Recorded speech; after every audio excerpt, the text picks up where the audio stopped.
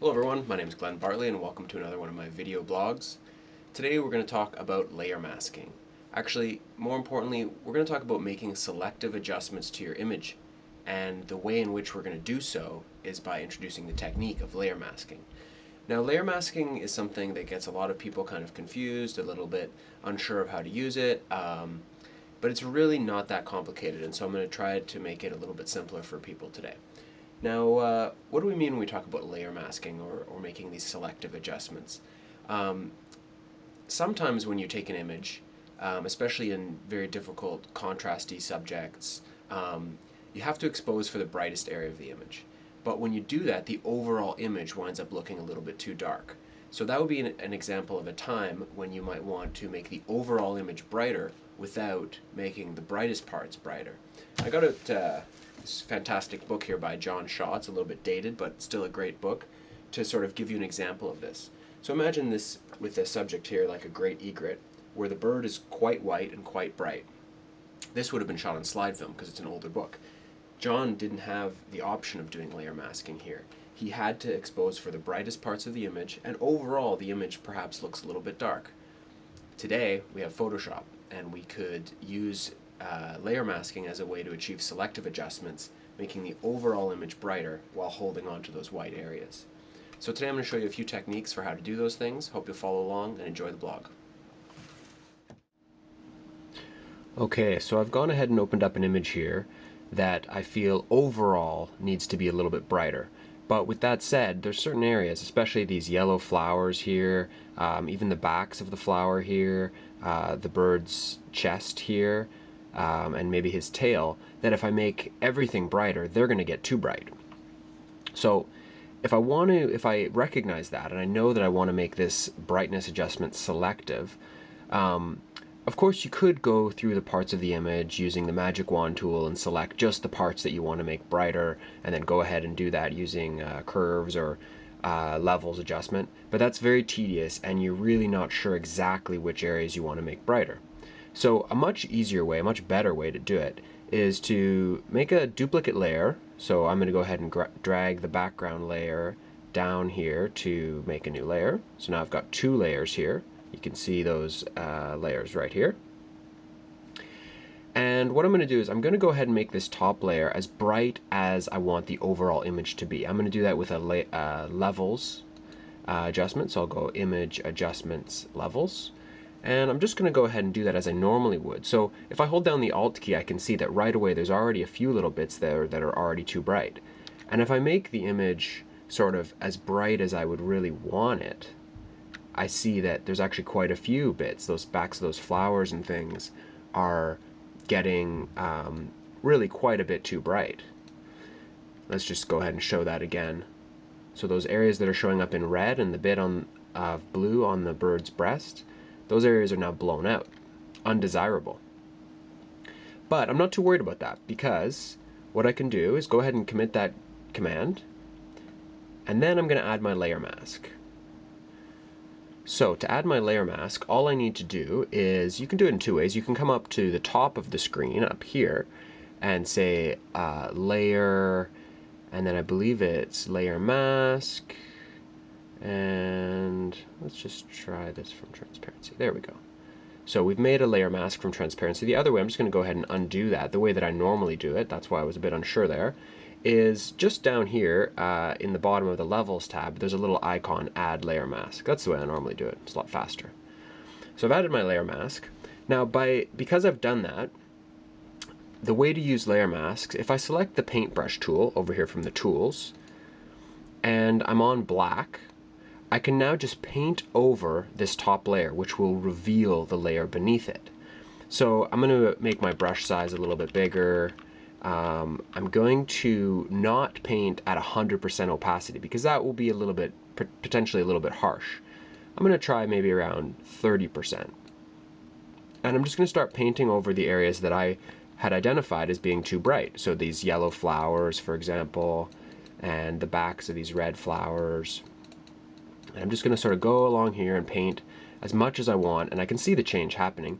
If I ever want to really identify what I've done, I can always hide that one layer. So you'll see that that's the original, that's the layer where everything's gotten brighter, and I'm just painting over these areas that got too bright. So I'll go ahead and paint a little bit on the bird's breast here, gonna paint over these flowers, and I'm painting in black. If I make a mistake, let's say over here, somewhere out here, and I go, whoops, I just painted in black and it's gotten too dark now. Not a problem. Layer masking, all I do, switch over to white and paint back over that area, and that will basically cover this top layer back up or show just the top layer once again. Another neat little tip is if I hit the backslash button, it'll show on here the areas that I've already painted. So you can see that I've painted a little bit here on the breast, and I've painted all along these flowers here. So that's kind of a neat tip, and then you just hit that for it to disappear. So I'll just go ahead and continue painting here, and we will see the difference here in a second. Why don't I zoom in on just the flower, and we'll see that the original flower here was this color and the background was, darker. I made my top layer and everything got brighter, but this flower stayed more or less the same. And if I wanted to make sure that it's staying entirely the same, I could continue painting over it, revealing the layer beneath. So that's pretty much it. That's one way in which you use layer masking.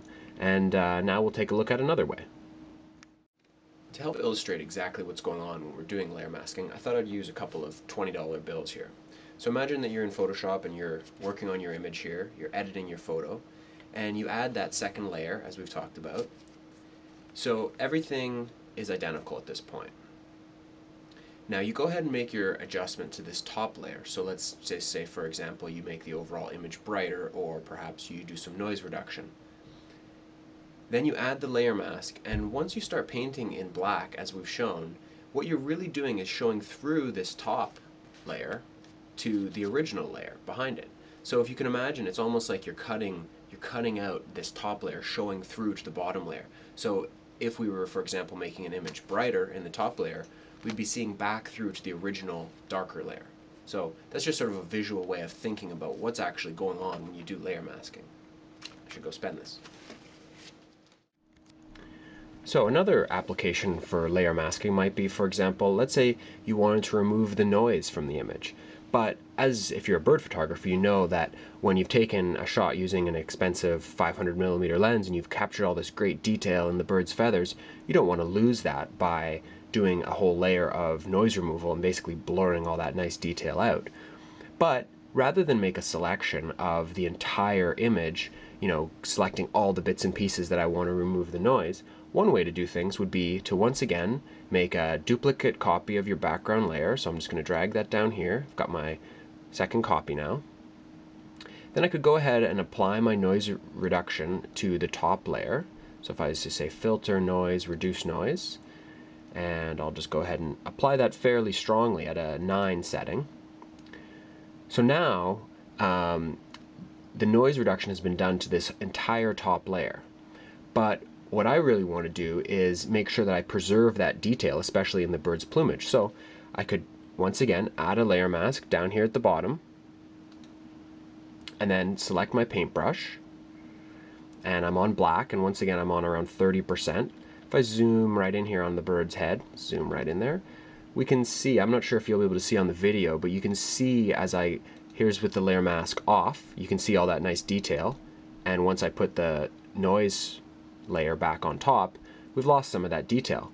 But if I take my paintbrush on black and I start painting over the area that I really want to see the detail in, all that nice detail comes back. And the reason for that is because we're seeing through to the original layer, to this bottom layer here. We're seeing through the top layer with the noise reduction to the bottom layer.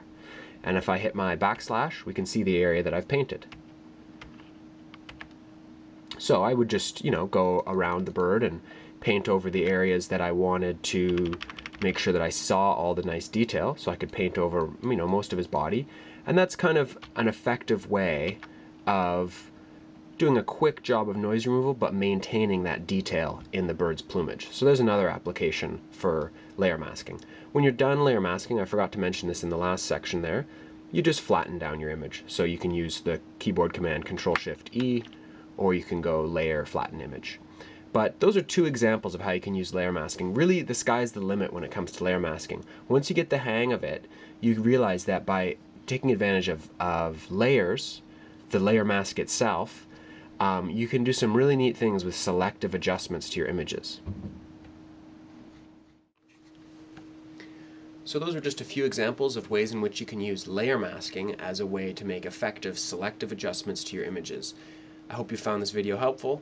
Check back often. I'll be posting lots more videos, and keep up to date on all the latest photos, workshops, and blog postings on my website. Thanks for watching.